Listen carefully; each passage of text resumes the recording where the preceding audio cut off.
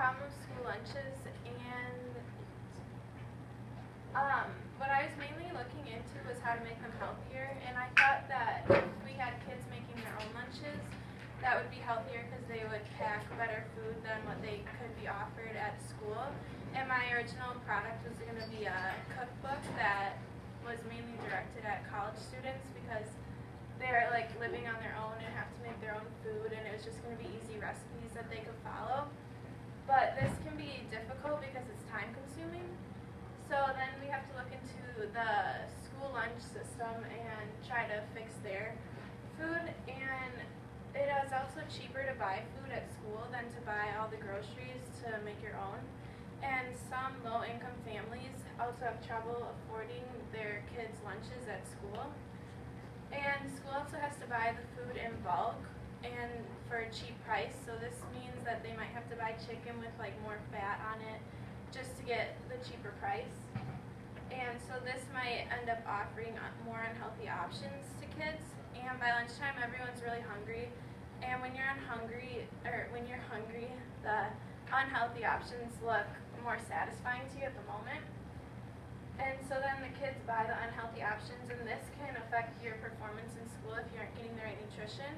And 9 out of 10 teachers say that having a healthy breakfast is a major for achieving academic success because it keeps you awake and alert. And so it's important that everyone has access to this. And the National School Lunch Program is a federally assisted meal program, and it's operating in 100,000 public and nonprofit private schools and residential child care institutions. And this provides low-cost or free lunches to children that are eligible at school. And these lunches are said to be nutritionally balanced, and 31 million children each day rely on the free or reduced price lunches offered with this program. And this number changes. That was the number recorded for the 2012 year. And the National School Lunch Program Act was signed by President Harry Truman in 1946. The National School Lunch Program provides meal cash reimbursements, and in 1998 Congress expanded the NSLP to include reimbursement for snacks served to children in after-school educational or enrichment programs to include children all the way through 18 years of age. And on the federal level, this program is administered by the U.S. Department of Agriculture through their Food and Nutrition Service. And at the state level, it's administered by state education agencies with agreements with local school districts. And how this works is school districts participate and they choose to take part in this lunch program, and they get cash subsidies in USDA foods for each meal that they serve. And in return, the schools have to serve lunches that meet the federal requirements, as well as offering the reduced price or free meals to the eligible children. And in order to meet the federal requirements, they have to follow the dietary guidelines for Americans. And some of these are that no more than 30% of calories can come from fat, less than 10% from saturated fat, and 1/3 of the recommended daily allowances of protein, vitamin A, vitamin C, iron, calcium, and calories. And also, with these guidelines, it increases the availability of fruits, vegetables, and whole grains to the school menu.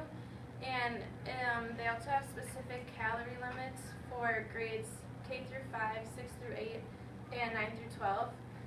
And they must meet their requirements, but what specific foods are served and how the foods are prepared is the decisions made by the local school.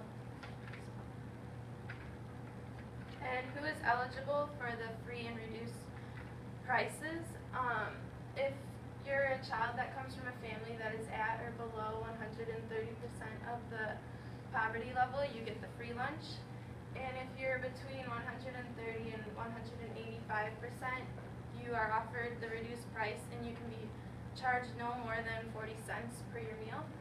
And then if you're above 185%, you are charged the full price, and the local schools pick their own price for these. And the whole program last year cost $11.6 billion.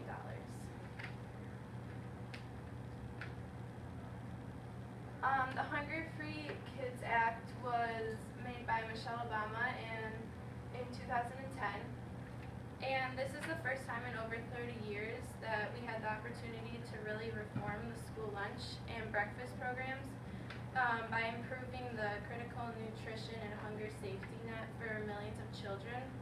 And the legislation authorizes fundings and sets policies for the USDA's core nutritional programs, which are the National School Lunch Program, the School Breakfast Program, the Special Supplemental Nutrition Program for Women, Infants, and Children, the Summer Food Service Program, and the Child and Adult Care Food Program.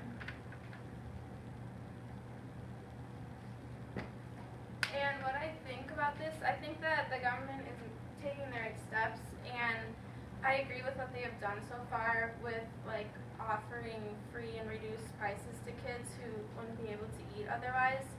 But the thing I think that should change, if they could, is that they should just require to have more variety of fruits and vegetables that are fresh, but you still need the unhealthy stuff to be reasonable.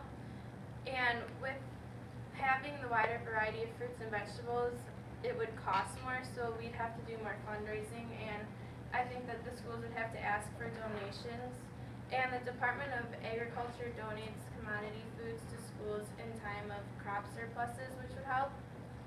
And also I think that we should have a wider variety of main courses so that you have more to choose from, because especially in elementary schools, they usually have one or two to choose from, and then the kids don't eat as much if they don't like it. So that's the only thing I think that should change. Hold the applause.